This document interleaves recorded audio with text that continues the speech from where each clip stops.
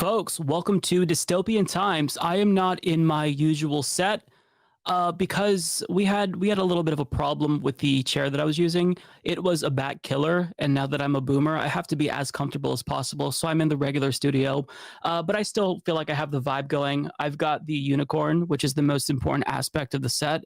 And folks, I just want you to know that being here right now is a sacrifice. To my well-being, because I am under studio lights that is cooking me more so than the weather is. So right now in the Pacific Northwest, it is over 100 degrees. It's like 104 where I am. And there are going to be times where my brain might like leak out of my ears throughout the course of this stream. It's a good thing that you all will be totally understandable. So if I don't make sense, just know that my brain is melting. But folks, regardless of how hot it is, we are here, and this is going to be the best show of this series yet, because I have a phenomenal panel here. So first, folks, I have the individual who I think is probably the face of Means TV. I'd like to think that I'm the face of Means TV, but it's indisputable that the individual who is the true face of Means TV, the host of Means Morning News, folks, it's Sam Sachs. Sam, welcome. Hey, Mike, thanks for having me on. You knocked me out of the top 5 of hottest guys on Means TV. But, I'll still come on your show. Well, hey, I didn't know that I was in any top hottest guys list. So, I mean, this is truly like, I'm really happy to hear that. Well, folks, the next individual who I am bringing on, you might have already sensed who this person was if you're feeling a little bit of a demonic presence and also, a motherly presence. Well, that's because I have DemonMama here. DemonMama, welcome. Hello. It's great to be here. Thank you so much for having me. I'm so excited to have you on. I love the beautiful dog picture behind you. I watched your Stardew Valley stream the other day, and I've got to ask you real quick, DemonMama, Stardew Valley or Animal Crossing? Oh, okay. I haven't played Animal Crossing to a great degree. Oh, so I'm going to boot you. I'm going to boot you. Well, okay. I mean, it's fair.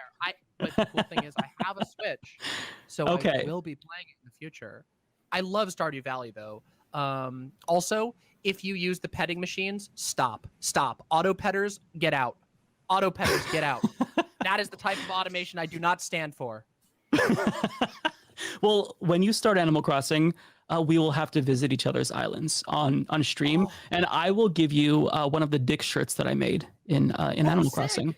Yeah. Please give me the dick. All right, folks. Well, the next person is one of my favorite people, one of the sweetest people on the entire internet. I am a little bit butthurt because this individual decided to rip me off, copy the dog cam that I introduced to the world on Twitch. But nonetheless, I'm very happy to see this person's dog.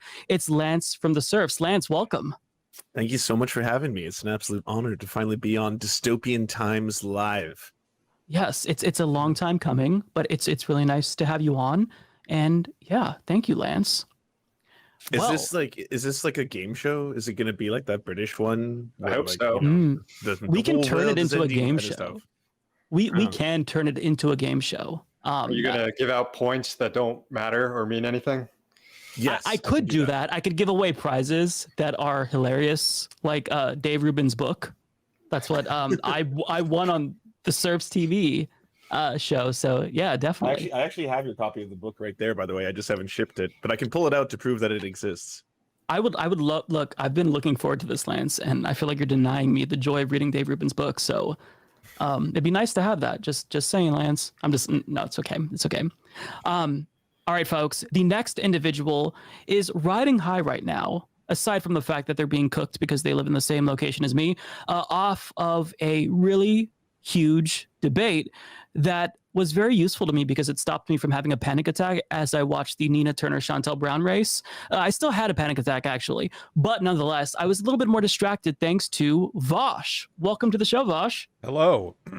Actually, tragically, Nina Turner's campaign team reached out to me and said the reason that she didn't win was because leftists were distracted by my debate with Charlie, and they didn't turn out to vote. So, actually, that one's on me. I'm sorry, guys. Super bad planning on my part. At least you're owning up to it. Yeah. At least you're owning up to it. Blame Vaush for Nina Turner, folks. And by the way, Vaush, thank you so much. So when I went on your charity stream, you recommended Castlevania on Netflix. I binged that in like a weekend. So that was a great recommendation. It was very, very good. So thank you for that. So folks, I'm really excited to get started. Usually we'll start with like news stories, but I think it would be useful since we have so many brilliant people here. I want to open it up to a discussion topic that's kind of been on my mind lately, possibly because it's affecting me as well, and that is doomerism, disproportionately on the left among younger people. So, we saw Bernie Sanders lose in 2020. We just saw Nina Turner lose. We are dealing with, a pandemic, a housing crisis, a student loan crisis. And every time you tune into the news, and if they're talking about climate change, which is fairly rare, but if we learn about climate change, it's always bad news. This week, we got the IPCC's new report, and it looks really, really bad. So my question to the panelists is, how do we keep people engaged amid all of the doomerism? Because the way that I kind of feel sometimes, and I don't necessarily vocalize this because I don't want to discourage people, but I kind of feel like nihilism is a little bit alluring, and I always feel this instinct to check out. Like every extra loss that we feel, Bernie Sanders losing, Nina Turner losing, I always feel the instinct to check out of politics. And, I fight that. But I know that young people, they also feel that urge as well. And so I try to find ways to keep them engaged in politics that are destructive, try to find ways to get them to channel their anger and disillusionment with electoral politics and capitalism. But sometimes I don't have all the answers, and I don't necessarily think that there's a perfect answer. Hence why I kind of wanted to bring in all of the wonderful people here. Lance, what are your thoughts on this? Like, what's the one thing that you think is helpful in trying to keep people engaged, and not just during election years, but during off years like now? It's such an open-ended question, so feel free to take it wherever. I mean, this is a lot. I was hoping I was going to be like the third person, so I could jump in there and be like, and by the way, the corporations want you to be sad. That's how they win. Don't give in to their. So I'd sound powerful, but instead I'm going to be like, take some time, please, to log off. Like everyone, people use that as an insult, but sometimes it's nice to, touch grass, touch ass, touch sand. Sand is coarse, and all that kind of stuff. But it does help with the mental health. In terms of what's going on, I'd say maybe we should celebrate victories more boisterously. I don't know if there's a better word I'd use for that, because there are still leftist victories going on all around the world, and not just concentrating on Canada, the United States, but if you look at Central and South America, there has been some very good decided pushes towards leftist governments. I know they are problematic. I'm not going to try and open up a whole other can of worms here and get us talking about geopolitics going on around the globe, but there are more victories than sometimes people think. And we just concentrate on the news itself, it's very hyper commercialized to make us think, well, the vaccine apparently doesn't work 100% of the time. We were promised invincibility juice, and instead we're getting 97% juice. Like, what the hell is going on, right? Whereas there's we can concentrate on the other good news. In places where mass vaccination is happening, like in British Columbia, the numbers are plummeting, stuff like that. Sorry, I'm talking for a while. No, I think that's a great start. I tend to focus on the negative, and part of it is, and Sam probably has the same problem. We cover the news, and almost all of the news is negative. Like whenever there is a victory, I tend to try to over celebrate it, but oftentimes it's difficult. Do you want to weigh in on this, Sam? Because you're the other news video person on the panel, and everyone else is kind of video / streaming. But how do you deal with this issue? Because I'm afraid, just like with videos that I post and covering certain news stories, that it's going to turn people off to electoral politics and politics in general. And I'm trying not to do that. But at the same time, I don't want to sugarcoat it. Sometimes maybe we can use doomerism to make it some sort of a spark or be the catalyst that, encourages someone to get up and get involved, perhaps join DSA or something of that nature. But how do you deal with this, Sam?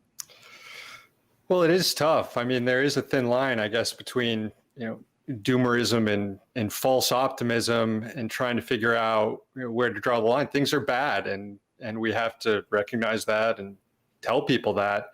I do think that there is a bit of a problem in terms of taking a bigger picture that people don't like to, like Lance mentioned. There are victories happening in South America, big victories, rewriting the Pinochet era constitution in Chile, socialists coming to power in Bolivia and in Peru. And it seems like here in the U.S., the the sort of doomerism popularity, or the notion that there is no left. You hear that repeated a lot in sort of leftist media circles, which is kind of odd for someone like me who's kind of been paying attention to politics for 20 years. And, you know, there was no left 20 years ago. I can assure you there's a lot more of something resembling a left today than there has been at any other point in my lifetime. And yeah, someone can counter and say, well, it's not like it was in the, you know, 30s and you know, when we had militant labor unions and we had labor unions, you know, a third of workforce in a labor union. Sure, we're not there, and we may not ever get there, but that, like, there is an entire left media ecosphere. There's a lot more organizing on the left than there's been at any time in my life, and a lot of, I mean, all of us are here as a result of this new left space that's been created. I mean, when I first started doing this, I was working for a guy named Tom Hartman, who is a progressive radio talk show host. And he was one of the few games in town, you know, 15 years ago. And I was working on RT with people like Abby Martin. And that was one of the few places that you could sort of get anti-imperial leftist news content. And now there's just so many more sources. And I guess, you know, a debate can be had of whether or not that's advanced our goals, but I think it has, very much so. So people just joining politics, you know, with the Bernie Sanders run, I can understand how disappointed they are by things. People who jumped in seeing Dennis Kucinich as the best option for the left on like the wings of a debate stage being ridiculed. You know, there might be a little bit more optimism to the situation, but I guess there's a perspective here, and you know, I bring that perspective and try to tell people, you know, what I'm seeing. But at the same time, the IPCC report and the situation with climate change and the enormous task in front of us, it's hard to repel the doomerism. We just have to lie in wait, like, for an opportunity. I mean, there's been doom throughout history for the left. Like, it's kind of the default situation for us. Yeah, that reminds me of something that Vaush said after Super Tuesday in 2020. Basically, you were talking to your audience, and I was tuning in, and you told them, look, Bernie Sanders, you know, he got blown out. This was before he was out of the primary, I believe. And you know, you were saying losses are kind of just like an inevitable thing. This is part of the process. And if you're going to be engaged in politics, you have to kind of expect this thing. You have to acknowledge that this is going to happen. And especially if you're a leftist, and I'm paraphrasing what you said, of course, this isn't verbatim, but you know, if you're a leftist, you kind of have to expect that you are always going to be the underdog. This is the perpetual state of your life if you are fighting for the good thing. And I've tried to like use that message, but, you know, make it my own. But I felt like it was really hopeful. Do you have anything like to add with regard to that message, Vaush? Because I felt like that was one thing that I tried to use to like keep my nieces and nephews who were like old enough to vote for the first time for Bernie Sanders engaged after the primary. You know, I'm varying success, right? Some of them don't care at all anymore, and that limited window is gone. But you know, some of them are still engaged in politics. Like, what's your overall take on this? Like, what's your advice for the youths, Vaush? Yeah, unfortunately, and I don't think this is exclusive to the left, but I do think it's a problem. I think there's an unfortunate narcissism in left-leaning activism among some groups that reminds me a little bit of the logic of conspiracy theorists. If you set aside all the irrationality of a conspiracy theory, the underlying emotional core of it is that there's some broad truth people accept, but you're the one who knows what's really going on, and you're part of some epic battle against the establishment that be, and that ultimately all this knowledge you have is part of a narrative where you are part of the underdog overthrowing whatever system and whatever they believe. QAnon, anti-Semites, they all have their theories. Now, of course, leftists are the underdog in virtually every sense politically, but our fight for civil rights isn't a narrative. A lot of people get it in their head that, like, oh, like in 2016, they realize, oh my God, you know, you're right, we are being screwed over by the oligopoly. And then Bernie Sanders makes them aware of this, and then they get super doomer 6 months later when he loses, and it's like, you're an infant. You've dipped your toe in this. Can you tell me any point in history, any group of left-leaning people who you would think like accomplished everything they wanted, or hell, any group of ideologically motivated individuals at any point in history, can you ever think, like, in all of human history, do people who get involved in politics ever die happy? No. We never do. So stop expecting that your life is going to be part of some 3-act arc where we overcome all the problems that you were made aware of in your lifetime. It's not going to be. You're going to set yourself up for misery if you focus on things from that narrative perspective. So don't. That's not how it works, okay? People, tens of billions of people, have died throughout human history thinking that they were facing the end times, watching their civilizations collapse, their ethnic groups being exterminated, plague ravaging their land, famine, drought. Sometimes they were right and sometimes they were wrong. But the narrative of recognizing injustice and then overcoming it singly in your lifetime, it's a fake narrative. Latching onto it will only worsen your mood in the long term. But there is a solution, and it's a very simple one, okay? Focus on yourself. Make yourself the kind of person who is good at advocating for the things you care about. That's what you need to focus on. Your day-to-day process, the thing that you adhere to, the thing that you base your mood around, isn't what you see in the news that day. It's how effectively am I acting as an agent for my own will. So stay happy, stay healthy, stay educated, and when the time arises that you may be useful to some service or cause, go for it. And that's what you should focus on. And if you do that, you'll be an infinitely better advocate for your ideals than somebody who engages in the opportunistic, bandwagoning of hitching a ride to whatever movement they think might have a chance at passing over the crest, realizing it won't, sinking into depression for 6 years, and then riding the next one. It is an ineffective and counterproductive cycle. Focus on yourself, and by being good to yourself, you can be good to the world.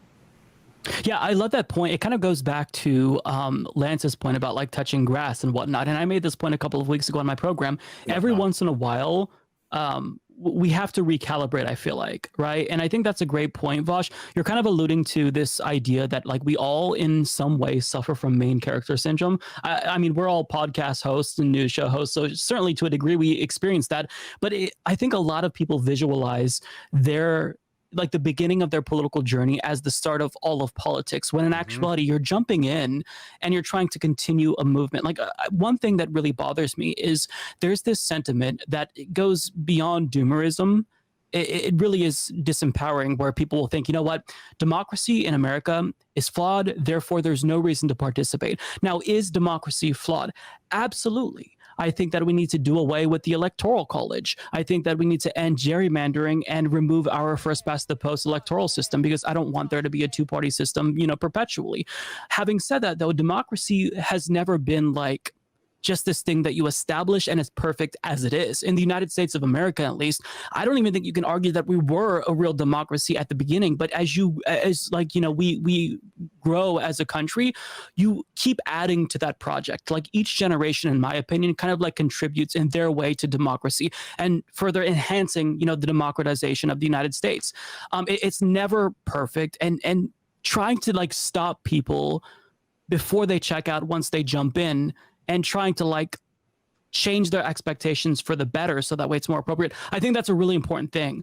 DemonMama, did you want to jump in here? Because I know that you, like, when I tune into your stream, you do a really good job at mixing up like very, very like sad political issues, heavy topics, but then there's always this sense of like, camaraderie between you and your chat, and you'll cool down with video games. And like, what do you think is like the best thing to like keep people engaged? Because basically this is my thing here. I get people, like, I'm the boring news guy, and people tune in during elections, and once they're there, I try to stop as many people as possible from leaving and keep them engaged. But that's not necessarily something that I'm not going to have a 100% success rate. So in your opinion, like what do you do to keep people engaged and stop them from being a political nihilist? This is such a tough question to answer, but like if you want to share your thoughts just in general. Yeah, this is something that I've been thinking about increasingly over the course of my career as a streamer and over the course of my involvement in politics. And I've been interested in politics for a very, very long time. And I've come to this position where I believe in a very, organic form of politics. I think that it's good and well for us to be informed on many topics to the greatest degree that we can, you know, and of course we have to sort of select those carefully. But I think one thing that there is a hunger for and that we're lacking is connecting that in a real way to people's lives, the day-to-day moments of their lives.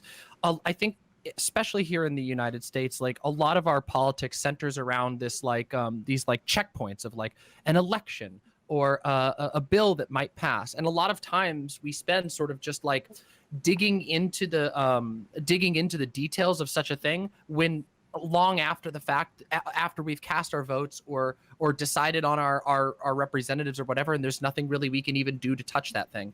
I like to focus, and I've been increasingly focusing on things that people can touch. So, and this is incredibly true right now as we're talking about climate change and we're talking about COVID and some of these other just, I mean, they're dooms. They are apocalyptic scenarios that are so large that they're things that humans have grappled with through all of history. And I think that one of the ways that we do that is by taking the focus and turning it sort of like tuning the focus a little bit closer to us, saying, okay, so who am I connected to? Who do I know? How can I make sure that these people are going to be okay? How can I make sure that I don't see neighbors starving, or that my family isn't hungry? What are the things that I can do? Who can I connect with that will help me lift myself up and that I can help lift them up?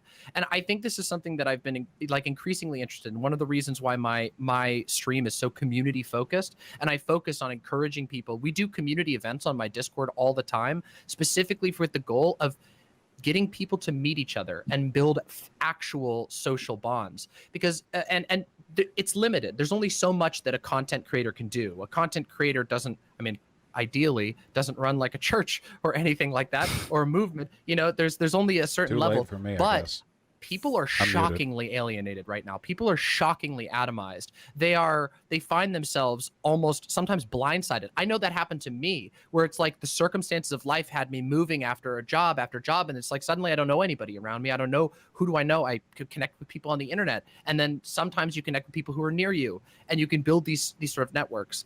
And I feel like that, like rebuilding these connections, rebuilding like material connections between people is just so incredibly important right now. And I've done 2 sort of big streams recently focusing on how we can actually do that. How do people visualize their relationships? How do people visualize their participation in politics? And I'm a little different in that I think, you know, I mean, I do cover electoral politics, but I'm probably the most doomer on this panel about like the electoral aspect of things. That doesn't mean I don't think that you should vote or that you shouldn't be informed on it. I really, really do. But I think that a lot of people get into the habit of watching things unfold when there are things that they could be doing in their life right now, even small actions that could be building a better political foundation for the world that they want to see happen. Something that I think about a lot as like a small offhand example of this is something like gardening. And that seems like such a small thing. But learning a skill like that, a skill that can be shared with the community, if more people actually do that, not just themselves, but their community becomes stronger. They're sharing a skill that can keep people alive. And if you can encourage people to pursue those types of skills, to talk to each other, one of the reasons why my Discord has a huge creative section that is specifically designed for people to share information about how to make art, how to make things themselves, how to teach each other, like how to use the tools that they're doing. The reason why I believe in that is because I think that people take those things off the internet and then they put them into the world, and the world changes. It is a direct one-to-one thing. And I think that really is something that defeats doomerism. I think that we've gotten into a state where we're very much, politics is a spectator sport. People have heard that term before, but it's very much so. When everything is deferred, when all of politics is sort of viewed as deferred across these big life, you know, or these big milestone events of an election or whatever, when there are things that you could do to be making your community, your particular political context, even if it's an online political context, stronger, more powerful, more capable of directly influencing the world around them. And I think that's incredibly important for defeating doomerism. I think that's a really great point, because you know, politics is everything. So you're not going to fully detach politics from your life, but you can kind of decenter it and distract yourself, for lack of a better word. I think that that's really important because, like, for me, I got to the point where I would basically base my entire mood on the outcome of a political election, and that's so unhealthy. Which is why I think that, like, Lance's recommendation of touching grass and touching ass, whichever you prefer, if not both, maybe, it really is important. And Lance, you do a lot of good, like, distraction streams, like you do a movie night on the Serfs. Did you want to add anything to this? Because I think that's actually a really, like, you know, constructive thing to say for younger people. Yeah, I will add this. Like, if you are actually doomer about the current state of things, and I can understand why, like, keep in mind what was the scene in 2016, like pre-2016, before the Bernie Sanders runs, right? Before everyone was galvanized, before everyone suddenly thought that saying like, "Oh, I'm a social democrat" or "I'm a democratic socialist" was something that was acceptable at the dinner table, and not something that would have your parents be like, "Communist, execute him" or anything like that, right? Like, all of a sudden it was like everyone was talking about this, and hey, wait, are we interested in theory? And are we going to read about this stuff? And now we're all united, and then there's this old man who's galvanizing all of us, and he's getting us all excited about all these ideas that yes, all the money is being funneled to the very rich, and the working class are getting fucked over, and we don't have any more unions anymore, we don't have any more worker co-ops anymore, and everything is fucking terrible. And they're pointing the finger at things that don't matter. They're pointing the finger every day at the immigrants. So yes, it's the people from across the pond that are going to attack us. That's the real problem. Meanwhile, the people who are fucking us over are right here, and it doesn't matter if it's in Canada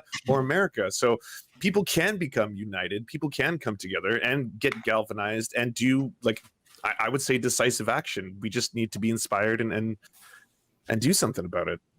Yeah, I think there is a positive frame that you can put on the doomerism. And sure, there are, you know, people who use it for, you know, benefit, to get views, to get clicks, whatever.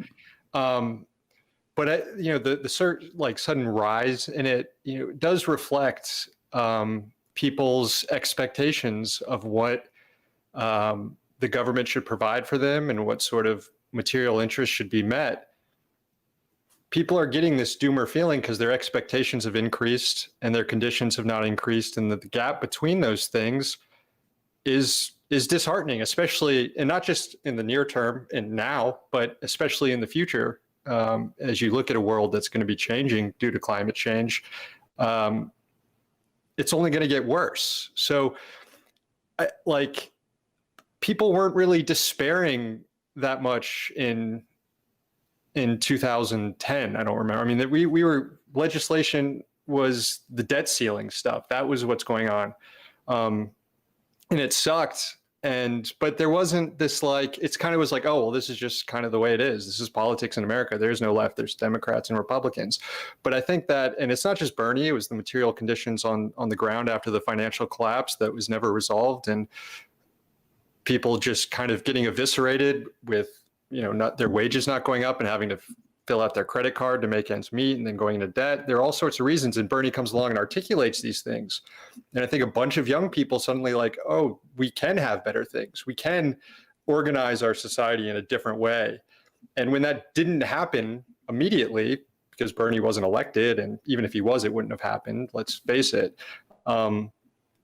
it turned into this, like, well, you're not meeting our expectations that have rapidly increased. And I mean, there's theorists who have written about this, Davies and other people, of like how revolutions are started and stuff. But I don't see a revolution anytime soon. But the fact that you're getting this, you have people's expectations of what society should look like have to be there. And you can look at the entire neoliberal project has been an effort to lower people's expectations of what the social contract should be, what government should provide to you. And it seems like we're finally starting to, like, chip away at those ideas and start developing new ideas of what we're owed and what, as citizens of the US, what our lifestyle should be like. Yeah, that's really important perspective, because things are different now than they were.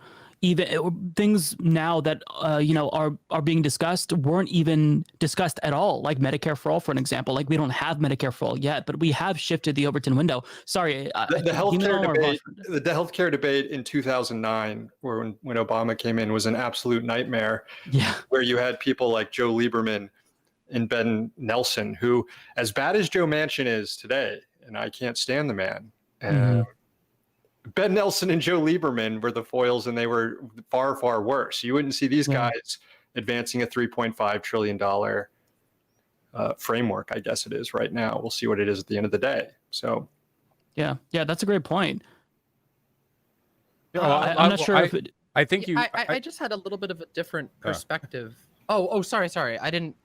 I think there's a little bit of a delay. I apologize. If you want to go first, go for it. Oh, sure. No, I'd be happy to. But then, I just want to say, I think the main character syndrome hit it on the head. I think that there's like an incredible degree of counterproductive self-centeredness. Like, imagine if you could anthropomorphize the history of American progressivism. You somehow had some 250-year-old organism who was responsible in all ways for all progress made in this country. Imagine, like, from the perspective of that individual, watching somebody enter politics at 2016, and then, like, after 2 years of being involved, be like, ugh, this doesn't work. Nothing's gonna work. And then drop out. It's like, okay, we would have nothing if everyone throughout history had that attitude. I mean, nobody ever gets clean wins. If all the union organizers back in the beginning of the 20th century had been as willing to give up because of the seeming insurmountability of their opponents, then we would have nothing, and our workers would have nothing. I mean, they had bombs dropped on them. We have people, and I don't want to get into, this isn't like a millennial sensibility thing.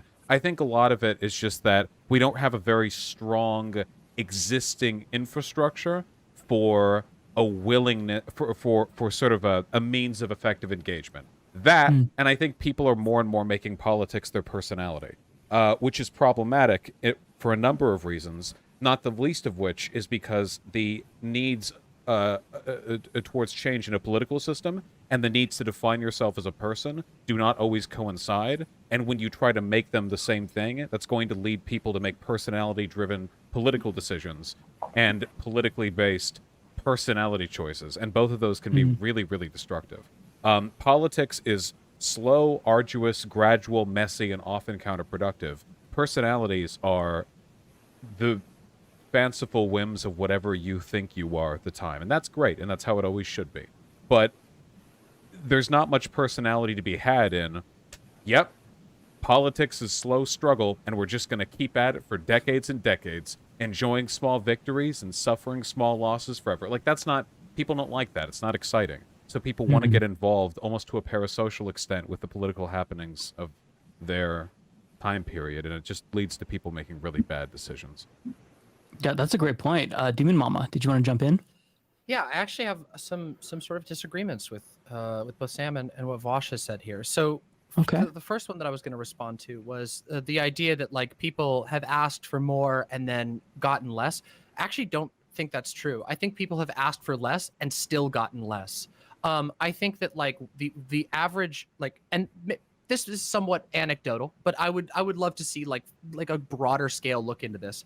But I think that people have been lowering their expectations. I think when I remember when I was younger, most of my peers were like, yeah, I'm going to go to college. I'm going to get a house someday. Nobody thinks that now. The people I know, even my peers, some of my peers who are doing well, sometimes feel lucky to have an apartment because of how rough things are right now. So I think that people have continually lowered their expectations and found that the answer is still lacking.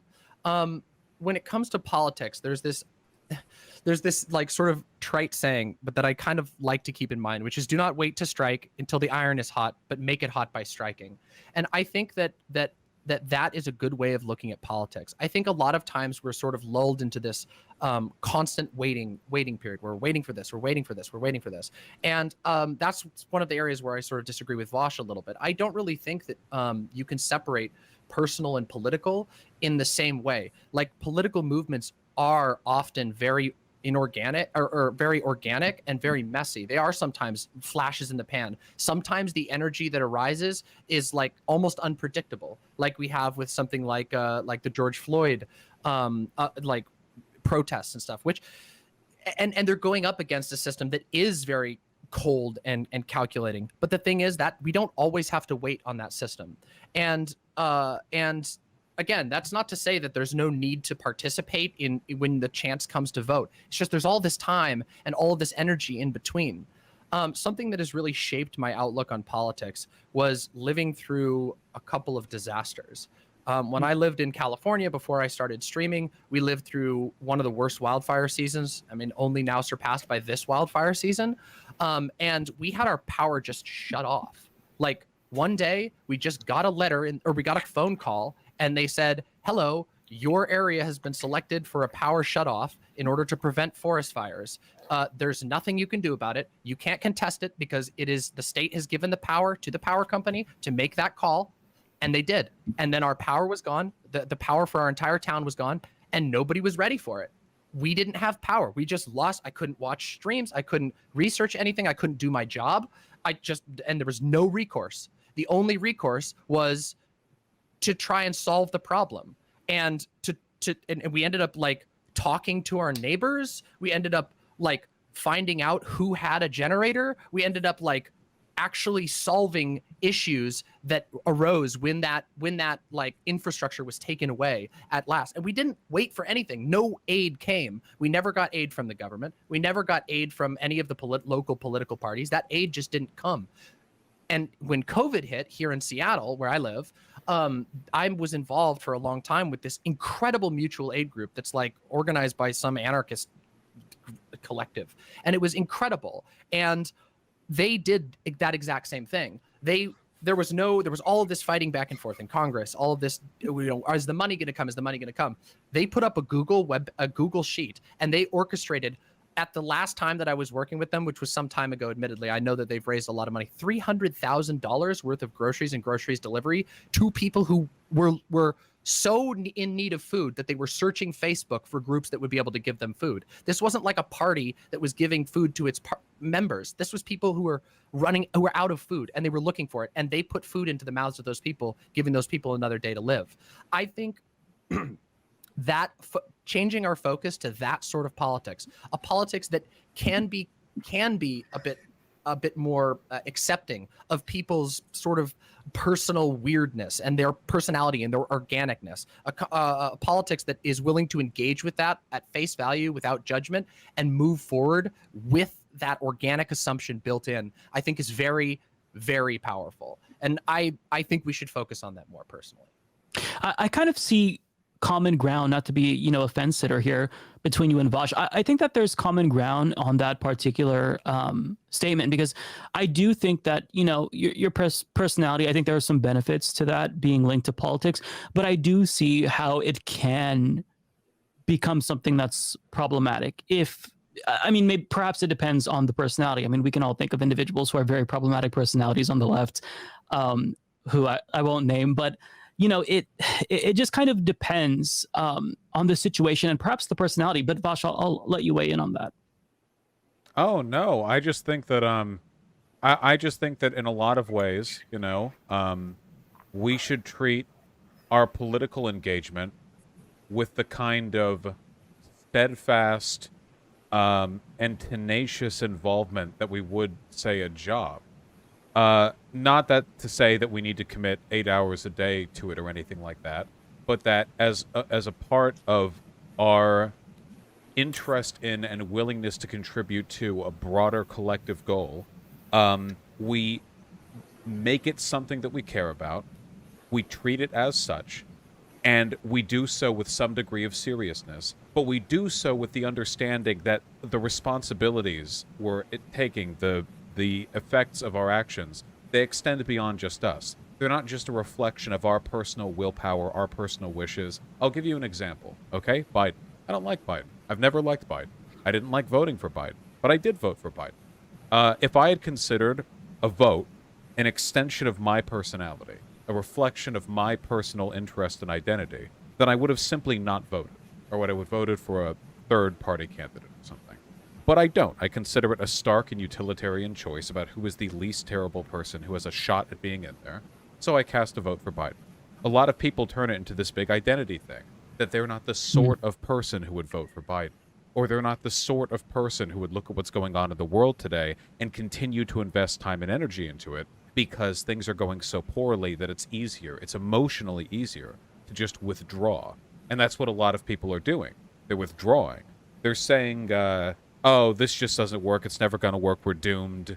They kind of just want to cross their arms and smirk as everything else falls apart, you know? And I think this is a horribly counterproductive attitude. There are people who have done a lot of good in much, much, much worse circumstances than what we're dealing with today, you know? I mean, obviously, I'm a live streamer, so I've got nothing to complain about. But even, like, broadly, left-leaning people today in this country probably can't hold a candle to what the left felt back at the beginning of the 20th century, or how the left felt back during World War II. Or, like, for example, when America refused to take Jews that were being sent out from Germany prior to their execution, you know? Like, imagine how being a leftist must have felt at that time, you know? Like, seeing all of that happen. It's always been a process of suffering. But they still did good work back then, you know? So, if all of them, they'd thrown their hands up, nothing but a revolution will fix this, we never would have gotten anything. But that is a very personality-based decision. It's a product of an emotional fallibility, an over-emotional investment into what's going on, and a need to withdraw to shelter your own emotions. That's why after Bernie Sanders lost, I didn't have much of a problem endorsing Biden right after. It's not because I didn't love Bernie, because I wasn't disappointed, and it's not because I like Biden. It's because it was never about how I felt. So it was an easy choice for me. I mean, it sort of is, right? I mean, voting is sort of how you feel. I don't think I take that view where people who, you know, didn't want to vote for Biden somehow put their personality above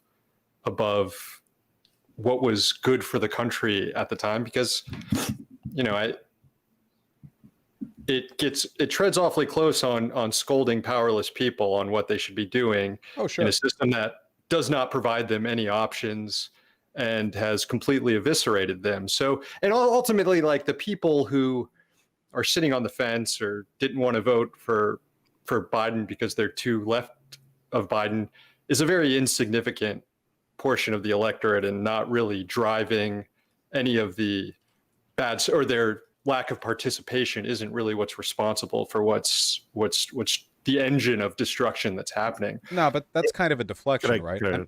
It's a Sorry, significant portion of the left. The discourse about Bernie or bust or not voting for Biden was super present online. It still is super, super present online. Is it a huge part of the electorate? No, but we're talking about the mentalities of leftists here. And yeah, if a person thinks that not voting is a preferable choice to voting for Biden, I'm okay scolding them for that. I mean, we're at the sort of, and I don't know, maybe there's more influence of that sort of sect of the left, but Biden still prevailed in the election despite, you know, their whatever, how many people held their nose up or didn't hold their nose up and chose not to vote.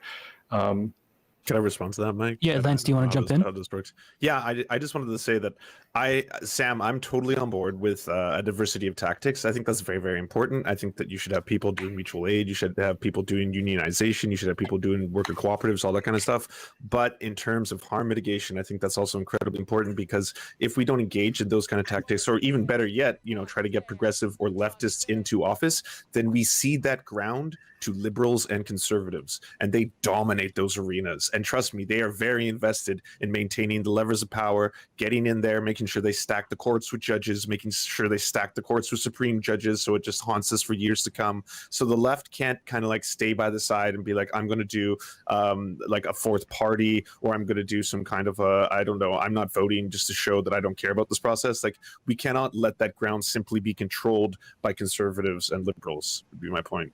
Well, I'm not saying people shouldn't vote.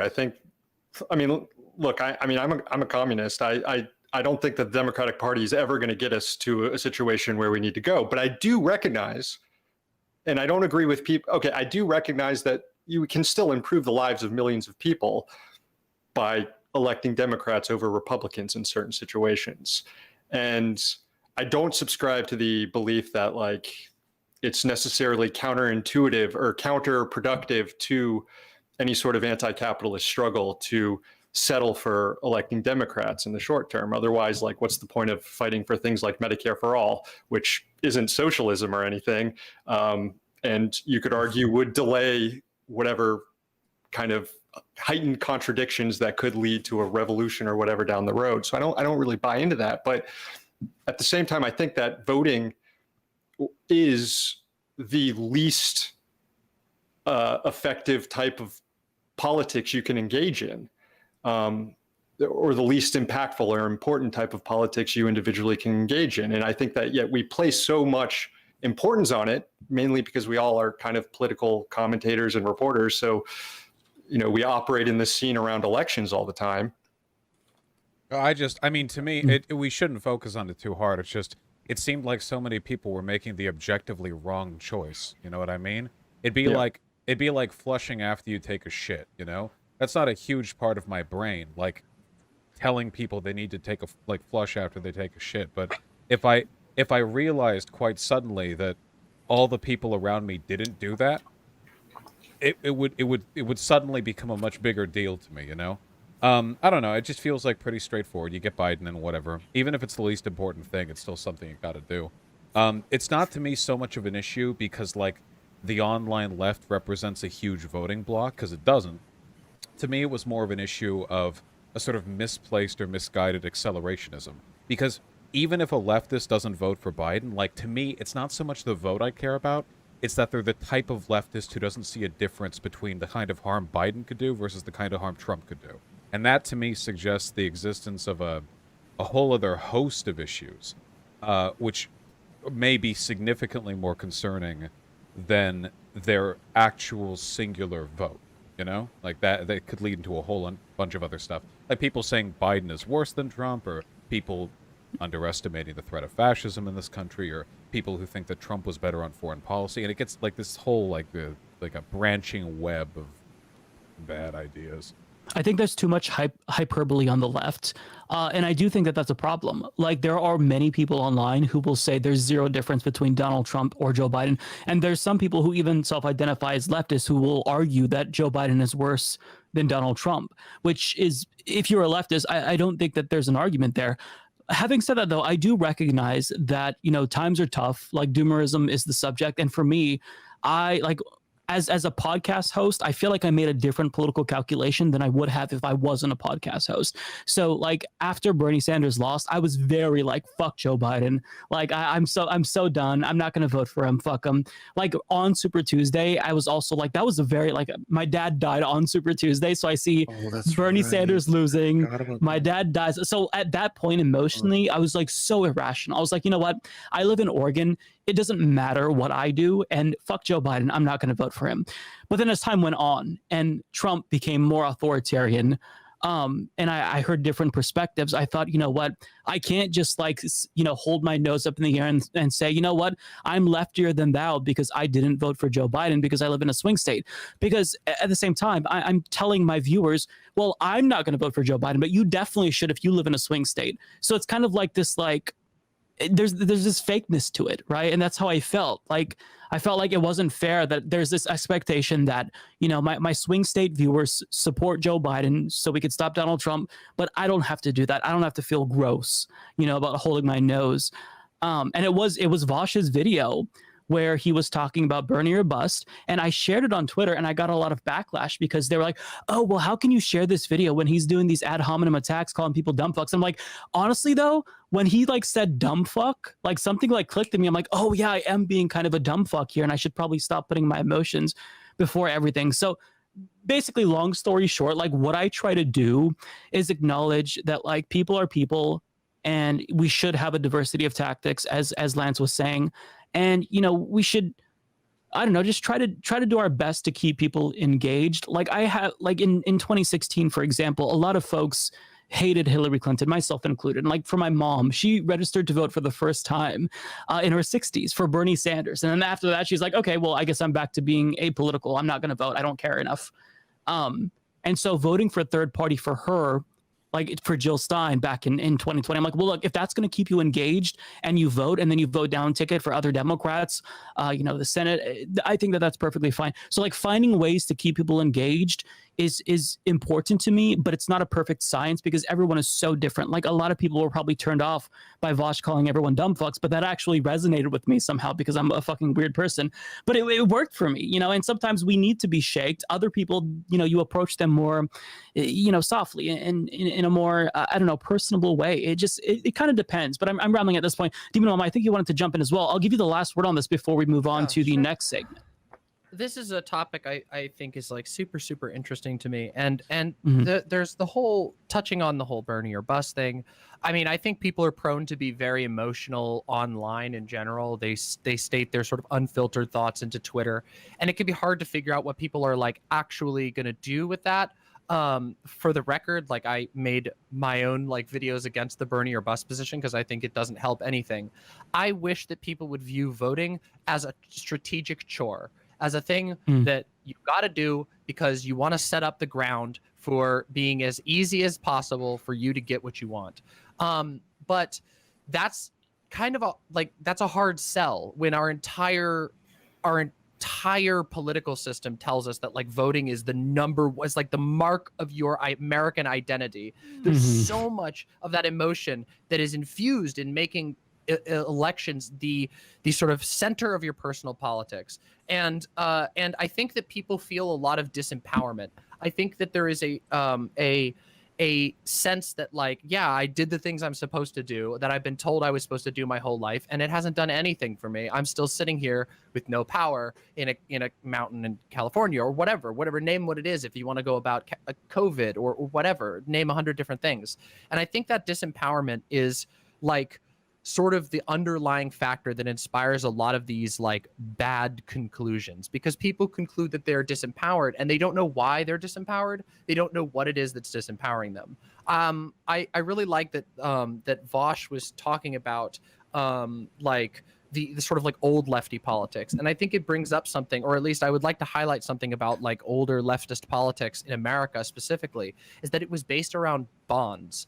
Leftist politics in the past was based around a union or your community or the company town that you lived in. You would your farm, your friend's farm, these things that where people had very real connections, and they could make that connection up to the next level, up to whatever next level of politics there is. They go, we need to get this president in here because our union will suffer, our community will suffer if that guy gets elected. I think it becomes easier to sell people on strategic votes and on voting as a block as opposed to voting as like a personal expression if they see their voting in the context of a community, of their vote laying a sort of foundation for this network of bonds that they have.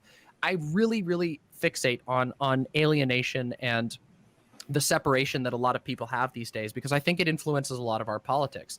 I also think that we have to start thinking about how communities are formed in a different way. I don't think we're ever going back to a union-based politics. I don't think we're ever going back to like party-based politics in the same way that we used to.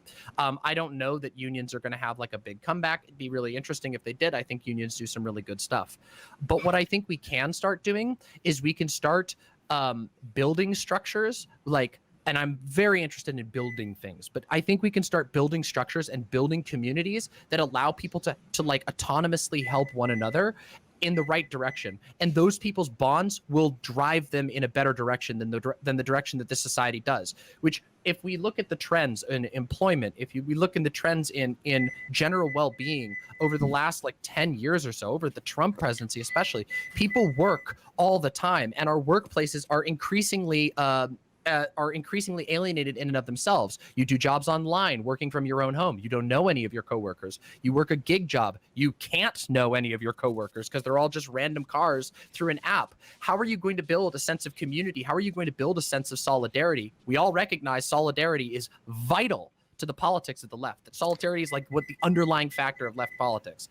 But how do you do that? We need to figure that out. We have to figure out how we rebuild solidarity, actual solidarity. How do we, build bonds between people again that will inspire their politics? And I think that will have if we can figure out how to reconnect people, how to make people understand their context, they will be more interested in politics, and they're more likely to be willing to make a strategic vote on something like Biden if they're truly convinced that they're not powerless, that they can go, oh yeah, whatever, vote for Biden, sure, whatever, check it right off. I don't even think it has to be a matter of suppressing your emotions. I just think we have to change the emotional context. Say, yeah, it's not a big deal to vote for Biden. We're just doing a strategic vote. Now let's get back out there and let's do this thing with our online community, with our IRL community, with our physical, like household community or our town community. These things that give you a feeling of political power because you can actually impact something around you, as opposed to sort of just like throwing your metaphorical paper airplane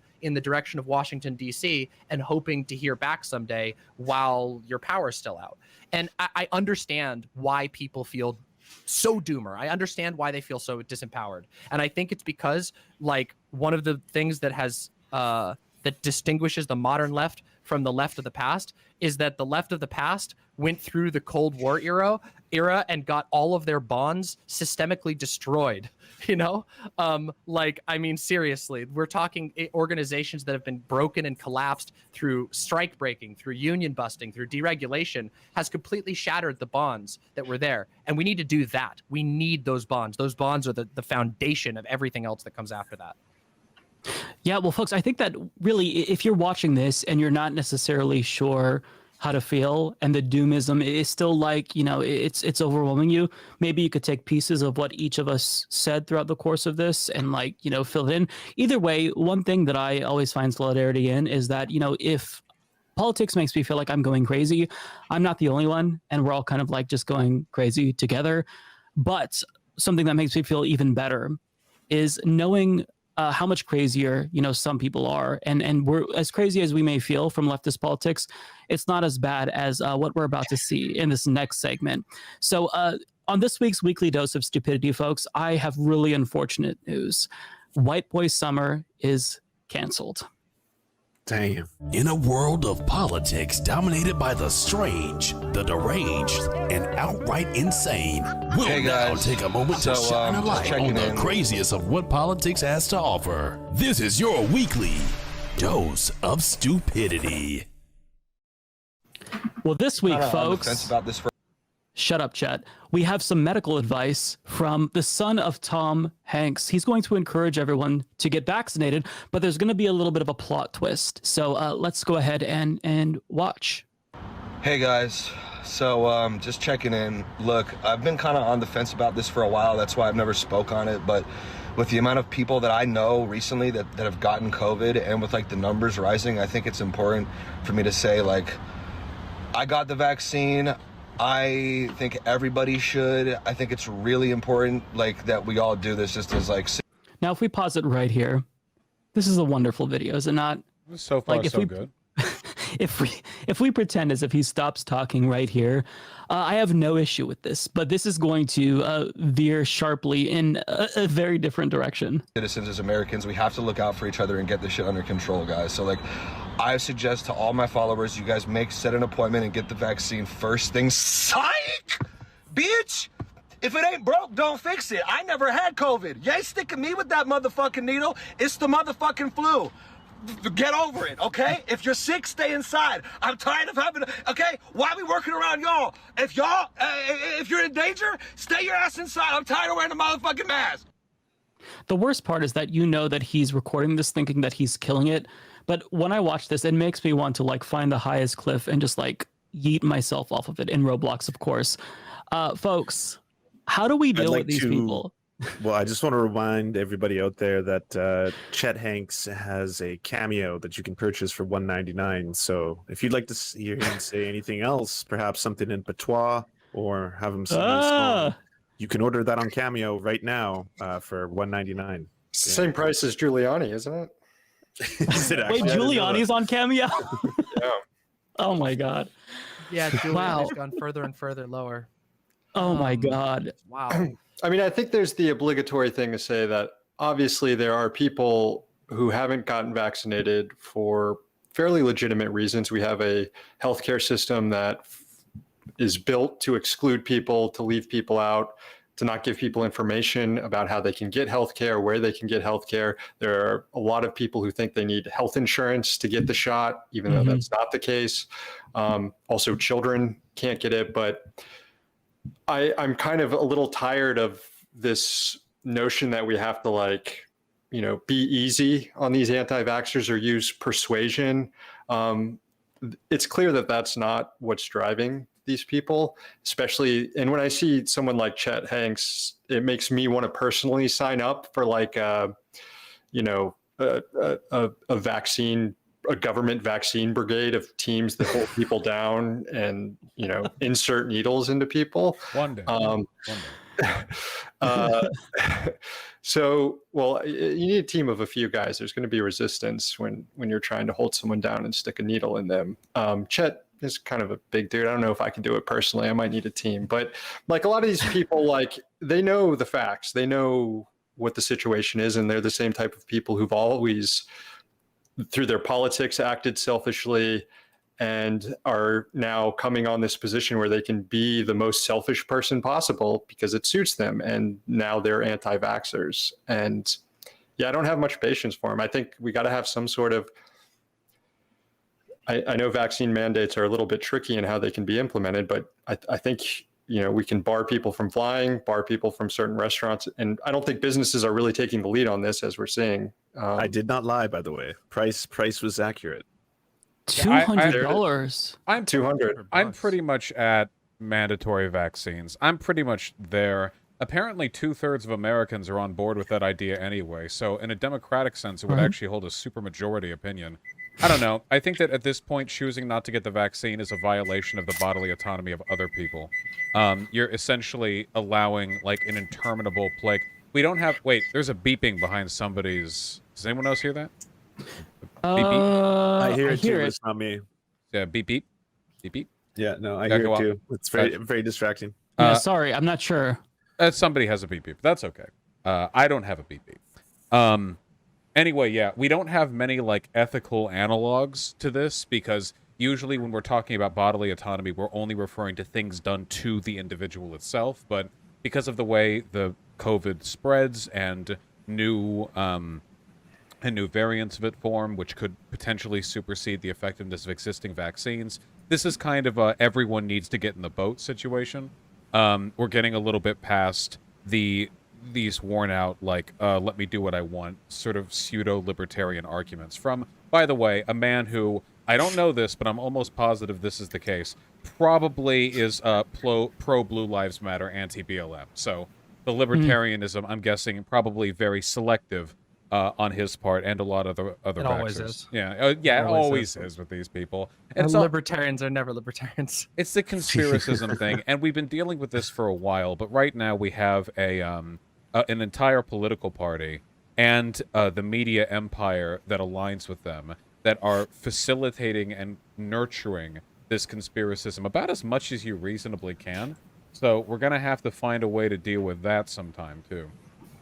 Yeah, and I'm kind of on board with the mandatory vaccines. At a minimum, vaccine passports should not be controversial, but this is what we're dealing with. I just want to give people a sense of the petulance that we're dealing with. So a sociologist from Dartmouth College says that vax resistors could be tricked into getting the shot if they think it would make liberals mad. This is where we're at, folks. This is where you have to convince them to take a shot to save their lives, to own the libs.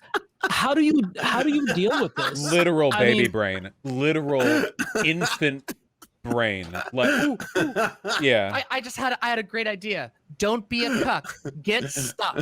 There you go. You gotta come up with that. Yeah, we gotta make it seem like if you don't get your vaccine, it's because you're afraid of tiny germs, and that means you're a cuck.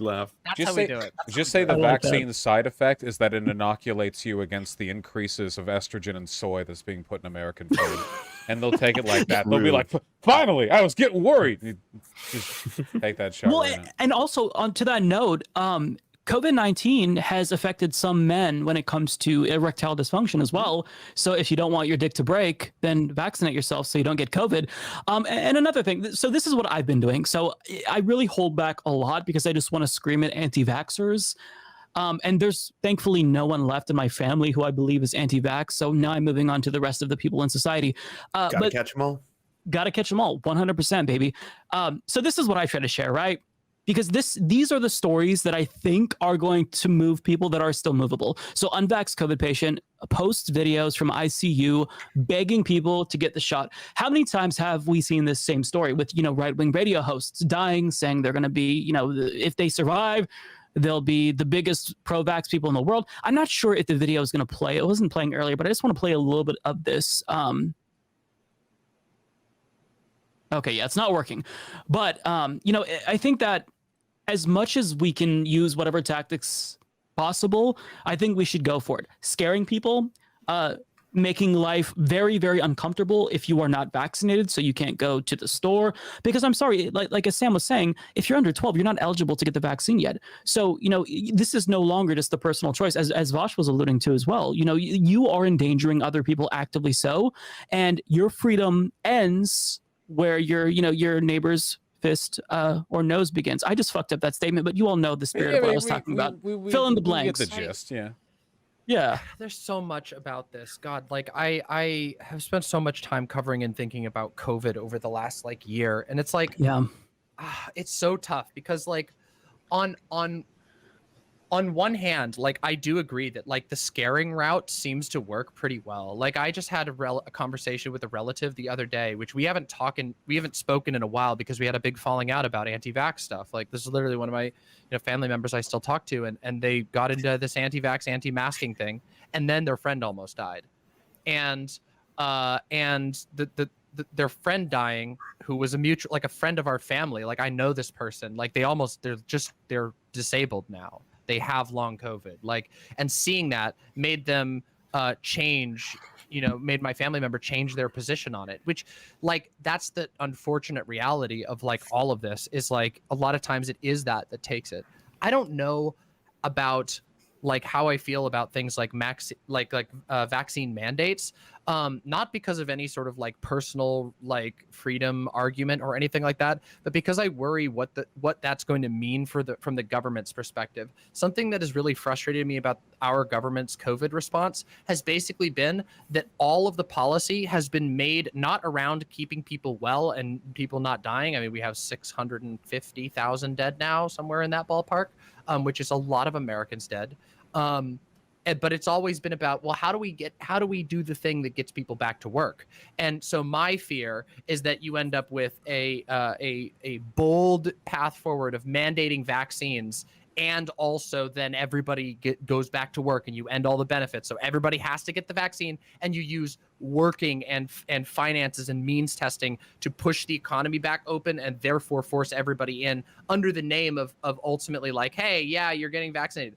But we're at a point where that's not just, the vaccine isn't just the issue. The Delta variant is already here. A lot of new cases are Delta variant. We're most likely, it is just simply true, we are probably going to get another variant. If they pass a vaccine mandate, and it is like I sort of theorize it will be, where it's a vaccine mandate to push people into going and getting back into work and whatever, I worry that's just going to lead us to a position where we naively recreate the exact circumstances that led to where we are right now by pushing people back into their workplaces, back into their, into their restaurants and their Best Buys and their everything like that.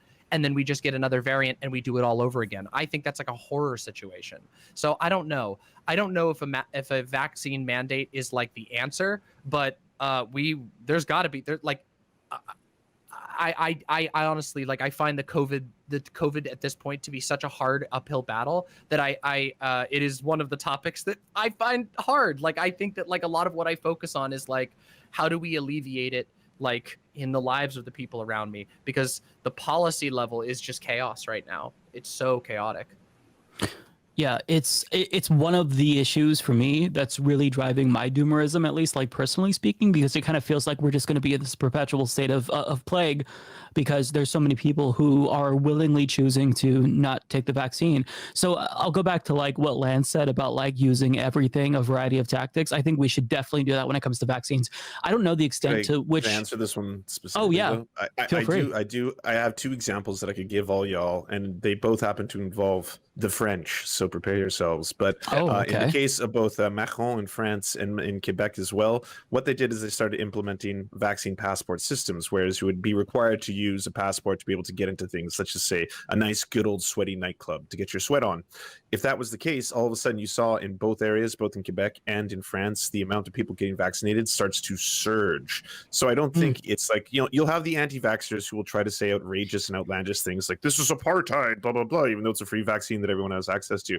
I think you have to be sensitive to the fact that there are going to be certain demographics within every society that may not want to take medicines directly from the government for historical reasons, right? Like Black Americans, for example, would have that. So would Indigenous Canadians. They would have the exact same reasons. So you can start outreach programs to help them. But you would find in the places where they've done this, if you implement some sort of a system where, you don't have the right to go into a crowded area and cough on people and give people disease and sweat on people. That's not freedom. That's not your God-given right, So we do have a passport system. The vaccine is free. You can access it at any time. Boom, numbers goes up. That's interesting to me because, I saw the same thing with mask mandates. So I live in Oregon. Like, there's a lot of us who are coastal elites here. Shout out. But like in Oregon, nobody was wearing masks, or I shouldn't say nobody, like maybe 30-40% of people wearing masks. But like overnight, once the mask mandate was implemented, 99% of people at the grocery store were wearing masks. So I think that policy intervention, it does work. Like, you're not going to get 100% of people, as Lance was saying, you're still going to have anti-vaxxers. But I think that you need to cast the widest net possible. And, moving towards like not just, mandating it legally to the extent that government can, because I don't know that they have like, the federal government has power to do that, but to the extent that we can, I think that we should at least try to do that. And there is, a precedent with vaccine mandates to go to school and whatnot. Not for essential services, not for just regular things. We're talking about like they were for like, do you want to go into a crowded bar? Do you want to go into a nightclub? Do you want to go into a concert? And things like that. So yes, you'd probably need to wear. That's how you get Chet Hanks vaccinated. The mask mandates, so fast. The mask mandates are fairly easy legislation, because it's really easy to tell if a person's wearing a mask. And if you show up and you're not wearing a mask, the person can tell you to leave. And if you don't, they can call the police. Really easy, straightforward, visible. You don't need existing infrastructure. Proving vaccinations is way more difficult. I don't like the vaccine passport stuff that much, because unless there was some really rigorous implementation, but the more it gets, the more thoroughly it gets implemented, the more successfully I would need it to be implemented. It would need to be something that's fairly easy to understand and to deal with. We all know how bad the average person is at managing any kind of technology, any kind of registry, database, bureaucracy. And I don't want that to magnify any existing social inequality, and I'd like to minimize the number of good, honest, innocent people who get caught up in it. I think what we need to focus on more than anything else, and this isn't usually my go-to approach, we're all very fun and friendly on my stream, but I think we just need to bully the shit out of people who don't want to get a vaccine. Just like interpersonally, I mean, in a mutual aid kind of way, not just policy-wise. I think we need to, we need to roll up our sleeves and get back to the good old God-fearing, earnest work of just making them feel like shit, okay? Just imagine, channel all the energy of a homophobe with gay relatives. I mean, just make them feel awful about it. And the good part is you'd be justified in doing so. Say, hey, you want to see my family? You got to get the vaccine first, okay? You want to do this with me? Nope, you're not doing that to you with the vaccine. Oh, wait, you not using the vaccine? Oh, okay, are you curing your illnesses with leeches and lye over there? Just lay into them. Because the fact of the matter is, people only engage in this conspiracy bullshit as long as it's socially convenient to them. It's why Flat Earth took off with the internet, okay? If you are in an environment that doesn't coddle your bullshit, you walk out of it, okay? So, with regards to the anti-vax stuff, just feel okay about making them feel bad. And honest to God, I think that's going to do a lot of good. Because logic is clearly not going to do it. If logic had anything to do with their decision to not be vaccinated, we wouldn't be in this position, okay? In the absence of logic, all we really have left are how people feel. And I don't know, what do we want to make them to feel a hero to get vaccinated? I'll pay them.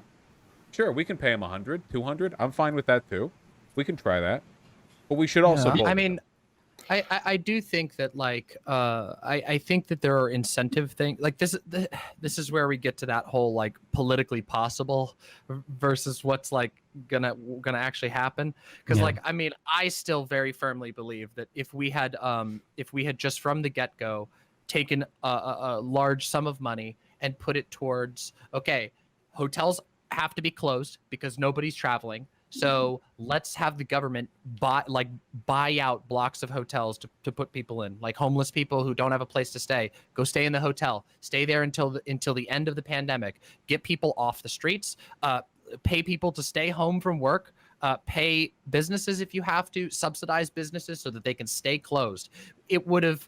I mean, it sounds ridiculous to throw that much money at it, but we already did that. We already threw money in the wrong direction, and like a lot of it, like Trump threw a lot of money in the wrong direction, and like we're still throwing money now, and we have a ton of dead people. So I feel like the best thing that we could do that would probably be cheaper than even trying to implement passports and this sort of thing is just pay people to do, like, incentivize them doing the right thing. I do tend to agree about the idea of like people tend to like, you know, they'll like get very on board with their Mike Lindell anti-mask vote, you know, the Dominion voting, these like wild conspiracies. But then when it's like, okay, but I need you to, then you get to the like call to action, and they're like, and everybody starts sort of mumbling and wandering off in the other direction once the call to action happens. It's true, it is. People are like that. Now, conservatives in America are in a little bit of a unique position with regard to being able to be shamed. So I don't know if just shaming them and making fun of them will work, because they almost seem to get a pleasure out of it. Like, I mean, we all know about the war against Christmas, right? Like, they love that. Oh, I love the war on Christmas. Happy holidays. It's conservative tradition to get to feel validated by being victimized by a red cup that says happy holidays or whatever. So I feel like they kind of like that, but I think that we could sort of undercut them by calling their bluff and just being like, hey, watch this. If you get a coupon for fucking a beer discount for the next 6 months, if you get your vaccine, go for it. They're going to be like, okay, I'm not telling any of my family. I'm not going to go online. I'm not going to post about it, but I'm getting that fucking coupon. So I feel like we should do things like that. I mean, honestly, like in my ideal circumstance, if I was Joe Biden right now, I would say, you know, convert the hotels, Jack, and have him fucking, you know, really dump a lot of money into this stuff. Food, just make food easy to get. People don't got to pay anything. Take a ton of government money and make life good for people. They'll stay inside. If they can stay inside and play video games and watch streams and do whatever all day, they'll do it. And the virus will die. It will, if we choke it off. But if we're not going to get that, I don't know we got to go that far. Maybe we can just do beer coupons, or that thing that they did in California with the joint for the jab. You get a free joint, a nice, you know, nice free PS5s. Nice, yeah, whatever. Oh, there's sign me got up. to be some solutions. Yeah, there's got to be solutions like that, and I've not seen almost anything like that. I will say that it's. Yeah. Oh no, please go ahead. No, I was just going to agree with you that it's hard to have this debate and blame individuals, and there is blame to go to individuals when the government has completely failed to provide an adequate COVID response from the beginning. There was a way to stop the pandemic a year ago, paying people to stay home, freezing the economy. And even today, people are advised, you know, if you get a positive COVID test, quarantine for 2 weeks. Well, how are you going to do that? Like, we don't have places set up like they had in China and in Vietnam and in other places where people can go and be fed and provided for if they end up with a positive COVID test. And it's hard to imagine that we would ever assemble those things here. Although, you know, 100 years ago, we had stuff similar with tuberculosis and sanitariums and stuff. But we are not the same sort of society that would like do that, because there was no profit ever in paying people to stay home and shutting down the economy. We had to make sure the line goes up. And when it comes to vaccinating people, like, you know, we're all throwing out ideas here because the government really hasn't done much. Here we are at 50% vaccination rate, and we haven't really tried all these other methods to encourage more people to get vaccinated, except like on a piecemeal basis in locations in various places. But like, the government once again really hasn't tried that much. And I do also agree that I don't want to discourage people from ridiculing anti-vaxxers. That's my tack as well, just because that's, you know, how I'm personally dealing with this situation.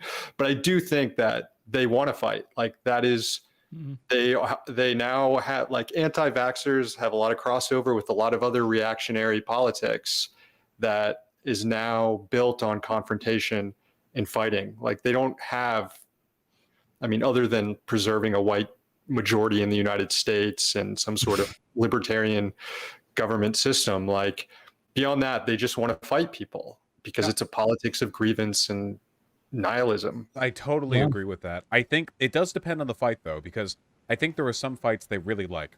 If Biden went up on stage and said, "We are declaring war on the unvaccinated," or some inflammatory statement, you know, they would love that. They'd run with it for years, you know.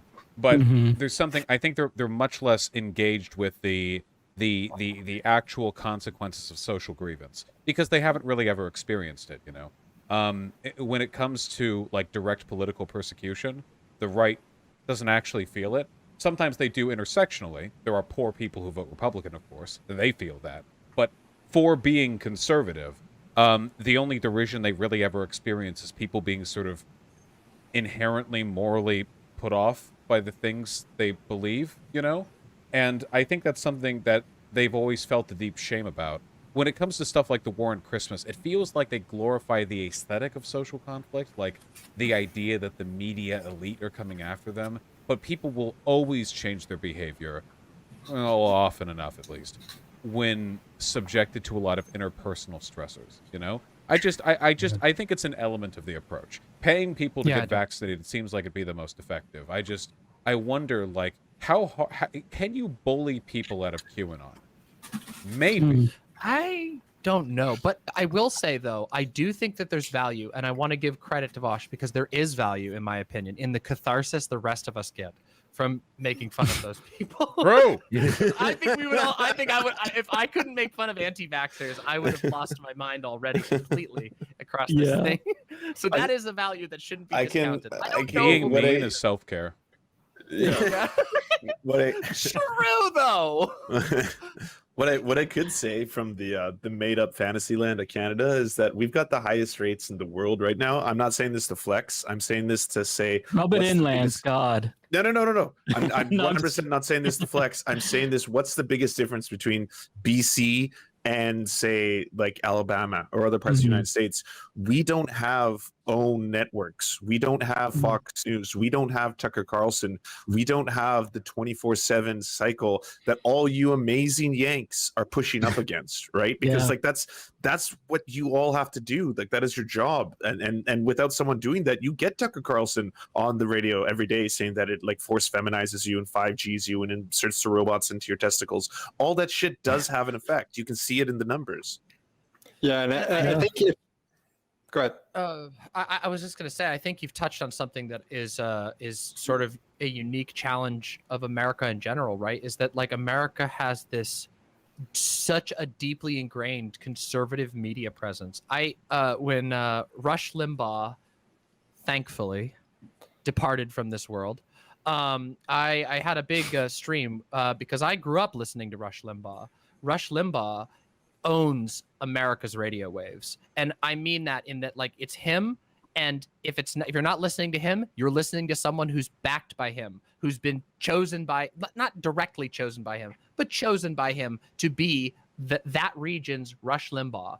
And that's the same thing goes for conservative TV. I don't know, is there anything that can even be done about that? I don't know how we do that. I mean, I like to think that at least online, like lefties are getting good at SEO. We're getting good at getting our word into the face of people who would otherwise only ever hear Fox News. But network news and radio is almost impenetrable. It is almost impossible to get someone to not tune in to Fox News if they're used to just turning on their TV and letting that run. You can't insert yourself there. There's no YouTube recommendations. They control the recommendations. They control that echo chamber. And I'm like, I don't know. I don't know how we penetrate that. I don't know. It's functionally daycare for boomers. Like they just sit in front of the TV all day and they are entertained. But it's ahead, also there's also Joe Rogan, right, who's not traditional conservative media, who has millions of listeners and has been on a kick that young healthy people aren't really in danger of COVID. And I'd say that as much as I've criticized the government's response, and it deserves it, if there's one clear message that the government has put out during this pandemic, is that this is a disease that affects older people more than younger people, but younger people can still get sick and pass it on to older people. Like this has been something I feel like everybody should have known by now. There's no sort of excuse unless you're completely consuming all your media from a place that is looking to undermine those facts. And I see someone like Chet Hanks, I feel like that's where he has probably gotten his message, this idea that, he doesn't need it, that this is for weak people or whatever. And you see lots of testimonials or interviews, and there was one recently in the Times of a young person who's like, you know, I want to wait for people who need the vaccine more than me. I'm young. I don't, you know, I'm not going to get sick. And he lives with his 80-year-old grandma. Like, he has no clue almost that he can get her sick when he's being interviewed by the Times. And it's, you know, maybe I'm assuming he's a Rogan listener. I don't know, but like, he's probably this guy has influence. And I mean, he's not considered Fox News. Probably a lot of people consider him part of the left media sphere, which I'd personally say is ridiculous, but or at least part of this alternative anti-establishment media frame that is now spewing a lot of anti-vax stuff. Yeah. So folks, we're a little more over the halfway point. I want to give the panelists a break. So what we'll do is we'll cut to our featured content creator of the week. When we come back, we will dive further into the rabbit hole of stupidity in the United States. Let me just check in. DemonMama, I didn't know that you were also in Seattle. Are you and Vaush, like, are you okay with the heat to go for a little while longer? Oh yeah. I mean, I've more or less I've adapted to unbearable pressure and heat at this point. I'm like a blobfish at this point. Good. I'm actually going to have to depart at the hour because it's my friend and roommate Hyena's birthday today. We have happy birthday, Hyena. Hyena. That's awesome. Hyena's okay, yeah, for sure. I will have to depart too. In case the first one was bad. Okay. So here's what we'll do. We'll take a quick 2.5 minute break, and then we will dive right back in and get in as much as we can before the hour, folks. How does that sound? Absolutely. All right. Oh, sorry, how long is the break? The break is about 2 minutes and 30 seconds. Okay. Bye, Vaush. Say happy birthday to Hyena and give her a big hug for me. That's awesome. And bye, Sam. It was very nice to meet you. Wait, I think we're sticking around for a half hour. I'll stick around. Oh, okay, well, never mind. Then I'm going to retract all my previous statements. I'm just talking gibberish. Don't listen to me. Thank you. Okay, don't go yet. Don't You don't have to say bye later. I'll be right here. We will be right back, folks. Double off. I'm gonna grab a drink. This is a cute show. Maybe I'll come on here from time to time. I just don't like socializing. Hello. Hi, my name is Amy C3. I'm a leftist housing advocate and independent data journalist, and I stream on Twitch. Awesome. I want to talk about my latest project, though. It is a housing news program on YouTube. Sure. Yeah. Whoa. Oh. Oh my God, we're in the housing zone.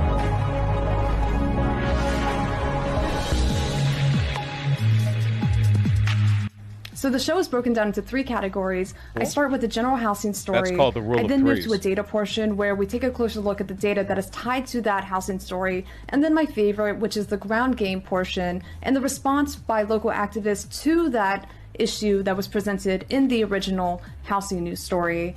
One of the goals of this program is to inform an audience of people who might be interested in joining the fight and being a part of their community, taking on a role of leadership, joining the DSA meeting, going to a tenant union meeting. And for me, that would be the most rewarding part of this program, is if it did activate people to want to be part of the community movement of empowerment. It's very new and very much a work in progress. So I'm still working on figuring out the format of these videos, but if you're interested in learning more, all episodes are available on YouTube. Housing News with Amy C3. Thank you so much, and I hope you give them a chance. Based. Wait, what? Well, folks, if you're watching on YouTube, there will be links in the description box. And if you're watching on Means TV, I will try to remember to comment below the episode of Dystopian Times. Do you want to jump in, Vaush? No, I was berating my chat for being very kind to me. I'm here. Hello. Hello, Vaush's chat. Okay, one last thing. So before we move on, I just want to plug this GoFundMe. This is for Carly. She's a member of the Humanist Report community. She's one of my mods.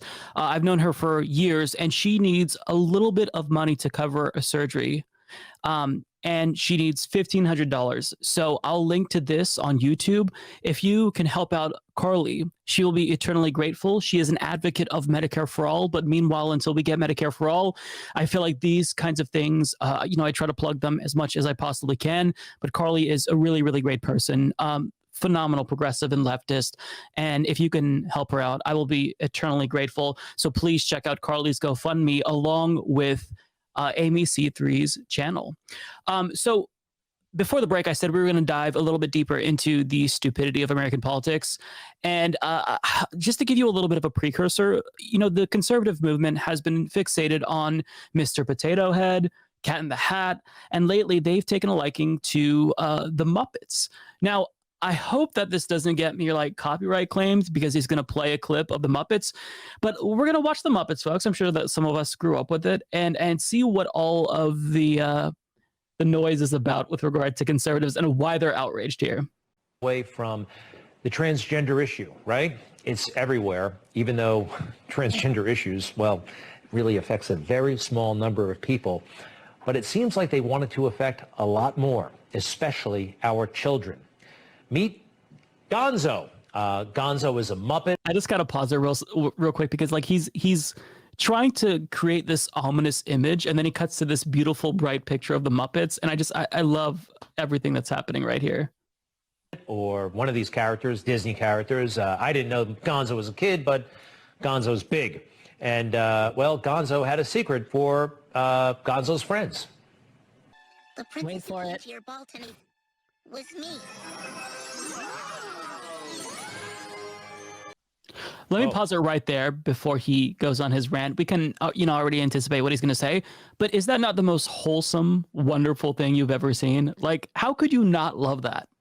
It's incredibly chill. I just want to add this before any discourse takes place, that Gonzo has been, like, basically canonically non-binary since the 1970s. You can actually find episode segments of it wearing a dress with like the hand Muppets. I mean, way back decades before I was born.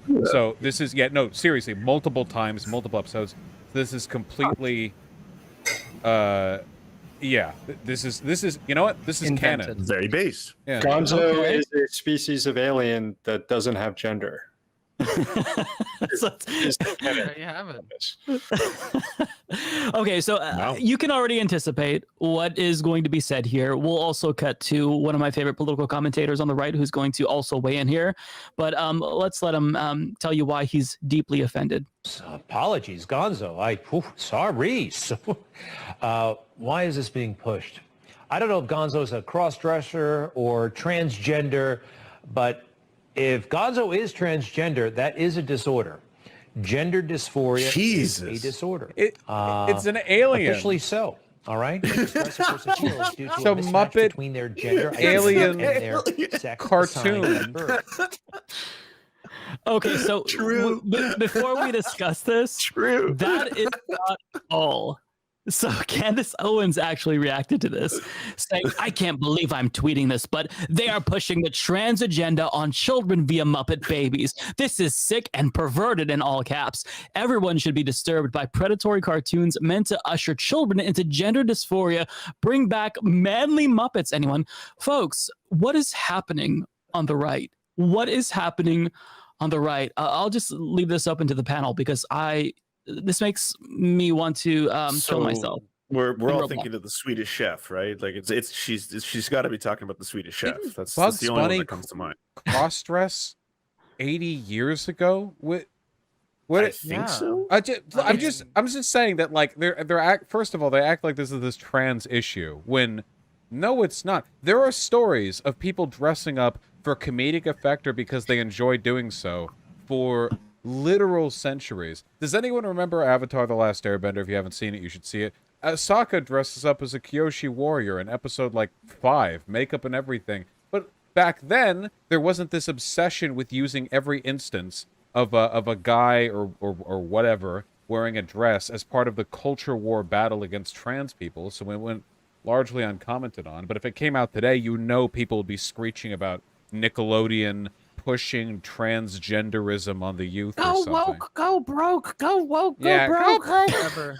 Yeah. Well, and to really speak to how much things have changed, like I'm wearing a Zelda shirt. In Breath of the Wild, there's this like part of the game where Link has to dress up in women's clothing to like get into some area. Am I like? Oh, I know. I've seen drawings of those segments. Listen, right, and it like I don't remember.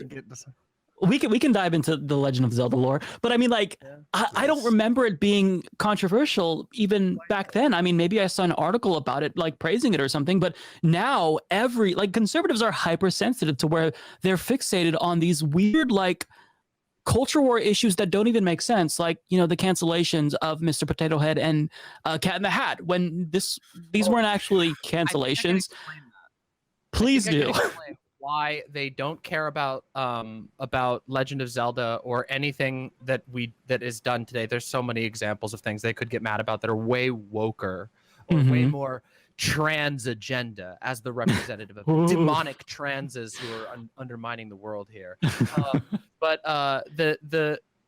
it's that old people recognize Muppets, and old people recognize Mrs. Butterworth, and old people recognize Uncle Ben, and old people recognize Dr. Seuss, but they don't know what their a link toys. is. They're It's like their a link, generation's you mean like toys. a link in a chain fence? Like, that's a great point. I don't get it. That's very true. It's that. And like, I don't know, it does seem to be that they get most mad about things that old people would recognize, which to me plays into that whole idea of like the Newsmax and Fox News being boomer daycare. Right? Like, I don't know. Yeah, I've looked. There's images of Gonzo in a dress. They're from like a million years ago, back when everything was drawn on animation cells. Yeah, it's completely toothless. I don't even know if they believe any of this stuff when they say it. Like, I haven't heard. When are we gonna get the cancellation of Bugs Bunny? That guy cross-dressed all the time. He kissed men all the time. What? No, put it's on true. Oh yeah, it's true. the voice and the affect and the makeup. Yeah, I'm just Wow. saying. Like, I didn't know this about Bugs Bunny. On my TV? He's a Man Maybe kid. that's what. Maybe that turned me gay. Is that possible? Like, I don't remember seeing Bugs Bunny It can awaken kiss men. things in you. Yeah. Hmm. Also, Yeah, I no. want to know how the logic on this works, because I think you can make people trans by showing kids trans people, but kids are shown cis people pretty much all the time. Every human who has ever lived is constantly being shown cis people. So I don't. Does it only go one way? Is it? It's cissexuality in everything, everywhere. Like every single cartoon that you grow up with, it's like, oh yes, muscles, He-Man, you know, and hell, here we go. It's gonna be amazing. Like, The thing is, by the way, things are very subtly changing. I have never seen an instance of a masculine character being feminized in what I thought was a cynical attempt to promote, like, an affinity for trans people. I don't think I've ever actually seen that once. With all the cynical woke shit that comes out to appeal to millennials, I don't think I've ever seen that. Does anyone have can anyone think of that happening?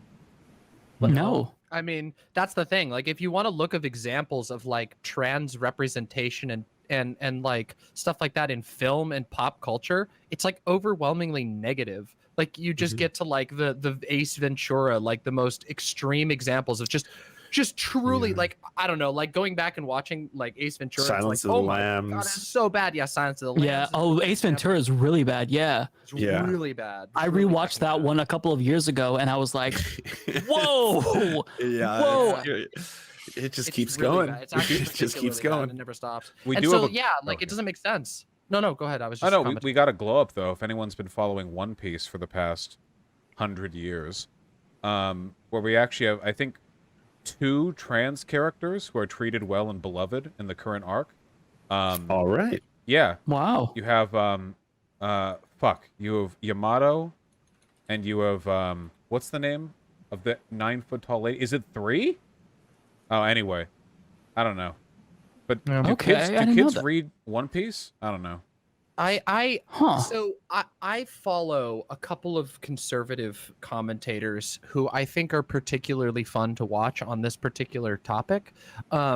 Candace Owens is always a classic, of course, but my personal favorite is Matt Walsh, and that's because Matt Walsh will lose his absolute mind over the smallest thing, and I mean truly, like he read a book once on stream, on his little stream that he does, and it was like, and he just read through this book, and it was literally a book that was just like, this is Carla.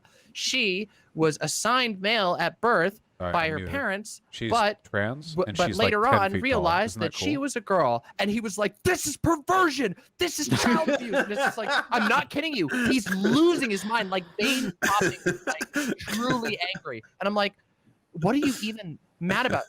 And he does this to anything. And so it's the hysteria around this like trans stuff. I mean, I'm not gonna lie. Look, I'm DemonMama, so like I don't mind being feared a little bit. Okay, like let's be real. I like that a little, but it's kind of to an unbelievable degree, and you can't escape it. It's everywhere. Last night I got on Twitter. I'm like, oh god, why is the word trans trending on Twitter? And I'm just like, and I'm like, oh god, every single time it gives me a small heart attack, because I'm like, what is it now? Is it going to be like some other just unbelievable like just. You would think that trans people were orcs if you listen to just here's your motto, who goes by he, him like, pronouns. It's beyond, by it's everyone beyond in the manga, even, and it's almost canonically. beyond parody. The amount of misstep between like reality and their idea of reality. And I mean, it really does parallel like calling Joe Biden a Chinese communist. But see, on that one, only Alex Jones will say that. Whereas with trans people, like any conservative online will have a meltdown about just seeing that a trans person exists. And they're like, that's child abuse. And I'm like, wait, because somebody else that you don't like exists? Like, I don't know. It is a level of fear and derangement that is genuinely concerning. And derangement is the perfect word, because it's like this obsession, and part of it is they're trying to use trans people as, you know, this political football, because this is like, you know, that they can win over the most people by shitting on trans Americans. It's disgusting. But speaking of derangement, the last thing that I want to talk about before we close the show, we'll try to exit before the top of the hour, so everyone leaves at the same time, is Marjorie Taylor Greene. Now, I'm very, very thankful that we have a communist on the panel in Sam to react to her definition of not just communism, but what she calls corporate communism. Corporations are military-industrial complex is a major issue. So I have a term for that. I call it corporate communism. Corporate communism destroys small businesses in America, and I have a very good example from my district. They destroy the small businesses, and the corporations gain all the control, and they can't be defeated. And they do the bidding of the government, like they're doing. Biden's saying, oh, the government's not going to mandate vaccines, but the big corporations are doing it. Corporate communism, they're putting the policy in place through their businesses on their employees and on their customers, like we've seen with the airlines. And that's capitalism. Yeah, that's the point. That's capitalism. I mean, maybe it's a sign that that we're winning some sort of ideological war, that they take all the terrible things about capitalism and just try to call it communism. They at least recognize that it's a unsustainable system here. I used to get frustrated when Bernie did similar stuff, when he's talked about corporate socialism and versus, you know, and I guess I know that there is kind of a history, like Martin Luther King used similar terminology, but it just it mystifies when we don't need to. Like, we can point out all these things that capitalism is doing and define it as capitalism because they're deeply unpopular and nobody likes them. And by trying to redefine socialism in a way, you just end up helping the right and end up helping Marjorie Taylor Greene talking points down the road. I don't know how to respond to something like that other than the way you guys do, and she's describing capitalism like that is. Well, at this point, we've long since reached the singularity where none of these words mean anything in the common discourse, especially to the right. Right? I mean, the use of the words fascism, communism, and socialism have long since superseded any meaning and have been reduced completely and entirely to thing I don't like. I don't know if you can ever be pulled back from that point. You know. It's because, like, if a person's 32 years old and they vote red and they think that communism, socialism, and fascism are all when corporations allow vaccine requirements in their stores, like, how do what could you ever do to reestablish the meaning of those terms in that person's head? I feel it's almost like you have to abandon them, and we need to come up with a new term to describe all this. You know? Well, I mean, that's why I think that like a lot of the time, this is one of the things that I like.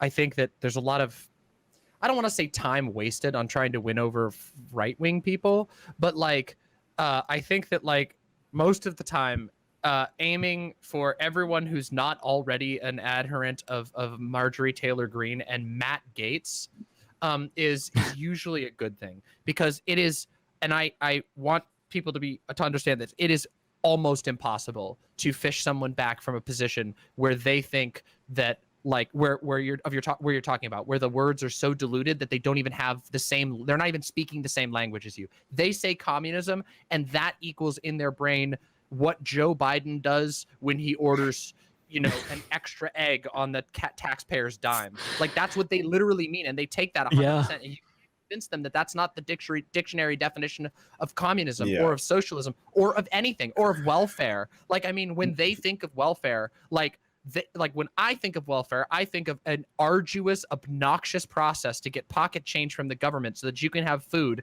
in the middle of a pandemic where you have to fill out 50 pages of paperwork in order to even do that. But yeah, and don't forget, by the way, this is the person who had to learn that the Holocaust was bad by going to the Holocaust Museum. So maybe, I don't know, if she went to like Marx's grave, she could learn some things about theory. In the interim, if she wants to keep labeling everything as way more badass than it is, like I don't understand, because every day I'm hearing how Joe Biden is this radical communist, you know, neo-Marxist superstar, the child of Engels and all this kind of stuff. Like, where does that leave us? Where does that leave the left if all these words have no meaning anymore? I will say it does give us one small advantage, which is that when people get to that level of having their own entire lexicon that's totally different from everybody else, it's incredibly alienating. So like, obviously the people who are in are very hard to get out. This is like cults, right? Like, it's like once they're in, it's really, really hard to get out. It's damn near impossible. And they rely on that. They fish people in, you get stuck forever, and they slowly and surely accumulate. But this applies on a bigger level. Like, if we as like the online left, or as all like the general left in America can instill a sense of just like incredulity towards this sort of nonsense, which I do think that there's been success at, by the way. I think that, like, especially in streaming spaces, like, people laugh about the like Joe Biden being a Chinese communist or being a socialist now. That's good that people laugh at that and think that's a funny thing. I think that's how you inoculate people from ever getting pulled in the first place. And I think it's a much harder project to try and personally, I don't even know that if this is something that like online content creators can even meaningfully participate in outside of just sort of chance, because like whether you can get people out of that far right of a thing over the internet alone, I don't know that that's possible. But we can certainly inoculate a lot of people to this idea that like that rant should be taken seriously at all. And if people watch that and they think, oh my God, why is the scary looking lady and the scary looking man telling me that Walmart is a corporate communist, like then they just laugh and turn their brains off because it just seems like absurd boomer bait. And if we can give that impression, I think that's going to be really effective at making their message fall on deaf ears. I was just wondering where the whistle guy was. We needed the whistle guy. Oh, yeah. Interrupting the last event that those two were at. That was so good. I laughed. Committing auditory assault on people. Oh, that was so good. Okay, so we talked about doomerism for a good portion of this podcast, but I'm actually going to end on a positive note, folks. So we just watched Marjorie Taylor Greene, and I just want you to know, if you're watching this and you think that you're not worthy enough, or you're going to take a test and you just don't think you can do it, or you're applying for a job and you don't think that you're qualified, if Marjorie Taylor Greene can get elected to Congress, you can do anything. So just keep that in mind. Bro. So having said, he might be a better example, to be fair. He might be a better example. Okay, so folks, we are at the end of the show. I want to leave a couple of minutes so all of our panelists can plug their projects, give any shout outs to something that they're doing. Sam, we'll start with you. Well, people can catch me on Means TV doing Means Morning News. We're in the process of moving to Sunday. That's going to premiere at the end of the month. means.tv, subscribe, pay what you can afford, and catch out a lot of good stuff, including Mike's show on there. And I also do a podcast, District Sentinel Radio, on Fridays. Got a Patreon if you're interested in that. Yeah, and this show will be on Means TV as well, so be sure to check it out. Mods are providing you with links in the chat if you're watching this on YouTube. Lance, tell the people where we can find you and what you have in store for people. Hi, people. I do political stuff on the interwebs, and you can find me at TheSerfs.tv. Just that's the website, TheSerfs.tv. Also, we've been working for about 3 months on a Gamergate documentary that I'm really excited. It's coming out very shortly. And next week we'll have a collab with Eamon Animations. That's the super genius who did that recent Steven Crowder horrific, amazing, horrifying, incredible piece of work. So you know what? Don't go follow me. Go follow Eamon Animations. Go check out Eamon Animations on YouTube. He's fucking so based. Yeah, shout out to Eamon. That was an amazing video. I literally binged every single video on his YouTube channel. Great work. Okay, thank you, Lance. Vaush. My name is Vaush. I'm a Bloodborne streamer, a professional, first person to beat Bloodborne. Waiting on Elden Ring right now. Yes. Gonna be a lot of fun. When it comes out, there's a very tall red-headed lady. All gonna simp over that when we get there.